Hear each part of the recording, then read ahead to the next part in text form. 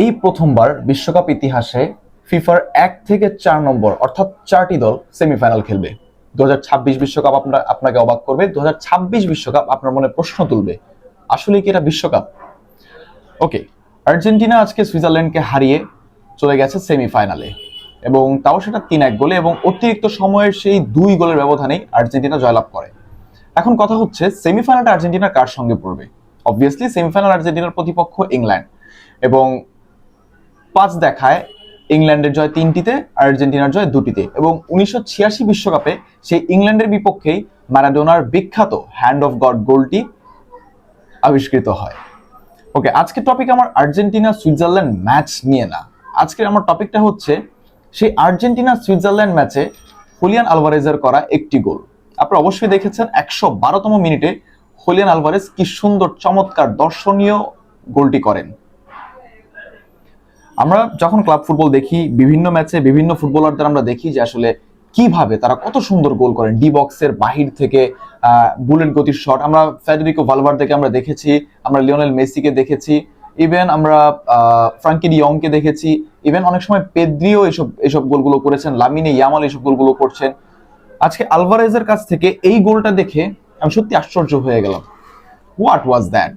That was a banger from Julian Alvarez. Goalpost থেকে D বক্সের দূরত্বটা হচ্ছে 16.75 মিটার, অর্থাৎ প্রায় 17 মিটারের দূরত্ব। সেখান থেকে আরেকটু অ্যাঙ্গেল করলে ডি বক্সের যে রাইট কর্নার, সেটার বাহিরের সাইডের দৈর্ঘ্য হচ্ছে প্রায় 9 মিটার, অর্থাৎ ওভারঅল প্রায় 25 মিটার একটা দূরত্ব। সেই দূরত্ব থেকে হুলিয়ান আলভারেজ গোলটি করেছে। আমি আপনাকে ক্লিপটি দেখাচ্ছি। এই যে ক্লিপে দেখুন, এই ক্লিপে সুন্দর মতো বোঝা যাচ্ছে হুলিয়ান আলভারেজ একেবারে ফাঁকা জায়গায় ছিলেন, এবং তিনি হচ্ছেন সেই 25 মিটার দূরত্ব থেকে একেবারে মাপা একটি শট নিয়েছেন, এবং ঠিক কার্ল শটটা একেবারে ঘুরে গিয়ে টপ লেফট কর্নারে আঘাত করেছে, অর্থাৎ টপ লেফট কর্নার দিয়ে বলটা জালে ঢুকেছে।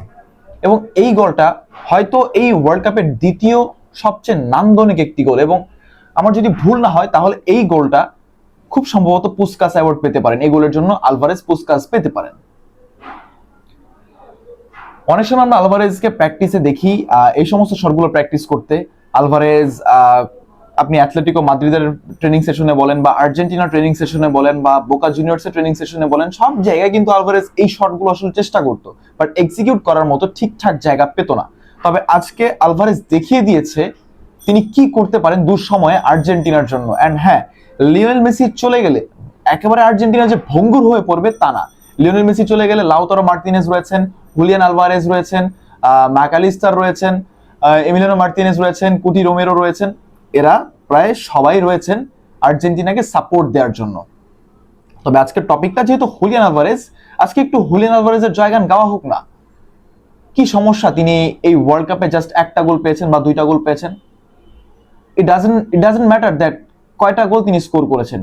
সবচেয়ে কথা বলার বিষয়টা হচ্ছে কত সুন্দর ছিল আজকের গোলটা নিয়ে।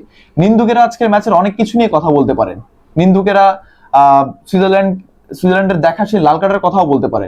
তবে আলোচনা করার বিষয় হচ্ছে কতটা সুন্দর ছিল হুলিয়ান আলভারেজের গোল। এখন আর্জেন্টিনার সমর্থকরা একটা কথা বলতেই পারেন, প্রেমিকার চোখ বা প্রেমিকার হাসির থেকে হুলিয়ান আলভারেজের এই গোলটা অনেক সুন্দর। Thank you so much.